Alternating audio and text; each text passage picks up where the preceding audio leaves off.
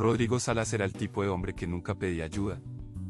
Ingeniero civil, casado 15 años, 2 hijos, una hipoteca pagada a medias y un cargo de jefe de proyectos en una constructora mediana de Guadalajara. No era rico, pero tampoco le faltaba nada. Tenía lo que la mayoría llama una vida estable. Y precisamente eso fue lo que lo durmió. El martes 14 de marzo comenzó como cualquier otro. Café, corbata, tráfico, oficina.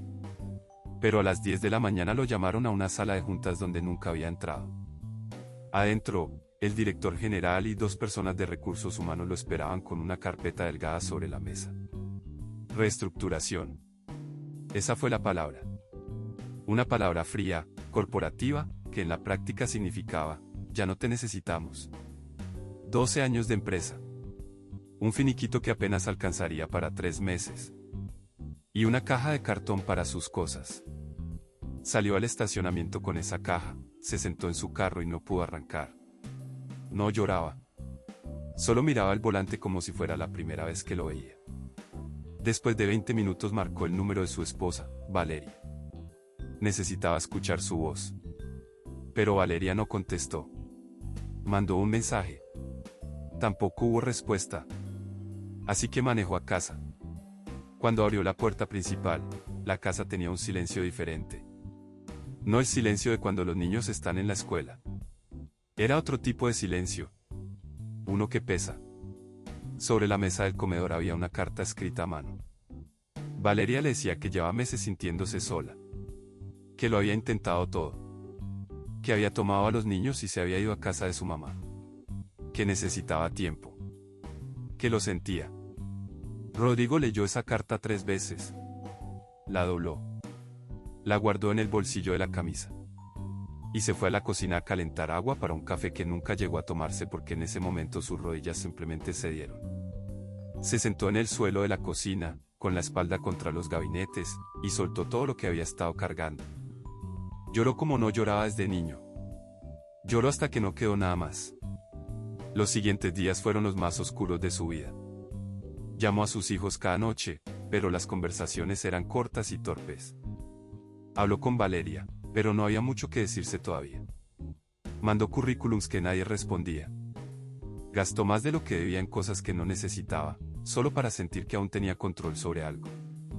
Y una noche, casi sin darse cuenta, se encontró sentado en el borde de la cama mirando el techo y pensando cosas que lo asustaron.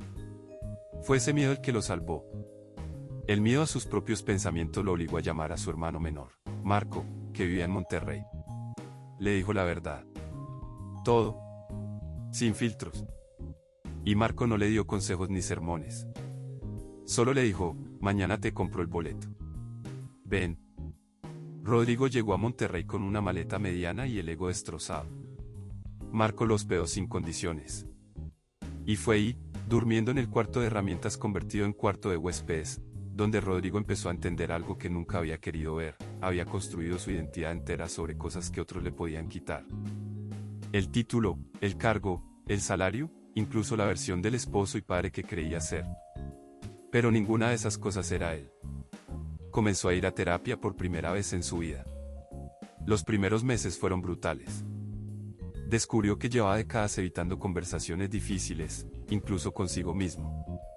Aprendió a escuchar. A pedir perdón sin excusas. A hablar con sus hijos de una forma que nunca había sabido. La relación con Valeria no se reconstruyó como pareja, pero sí como familia. Y eso, con el tiempo, fue suficiente. A los 8 meses de haber llegado a Monterrey sin nada, Rodrigo consiguió trabajo como supervisor en una obra pequeña. No era el cargo que tenía antes. Ganaba menos. Pero al final del primer día de trabajo se paró frente a un espejo del baño de la obra y se miró fijo. Y por primera vez en años, reconoció al hombre que veía. Hoy, 3 años después, Rodrigo tiene una empresa propia de consultoría en construcción, pequeña pero suya. Ve a sus hijos cada 2 semanas y esas visitas son las mejores horas de su vida. Duerme tranquilo. Habla distinto. Ríe diferente. No es la vida que tenía antes. Es mejor. No porque sea más cómoda, sino porque es honesta. Él dice que perderlo todo en un día fue lo más duro que le ha pasado. Pero también dice que fue el día en que sin saberlo, empezó a vivir de verdad. A veces hay que tocar fondo no para quedarse ahí, sino para darse cuenta de lo que siempre estuvo en tus manos.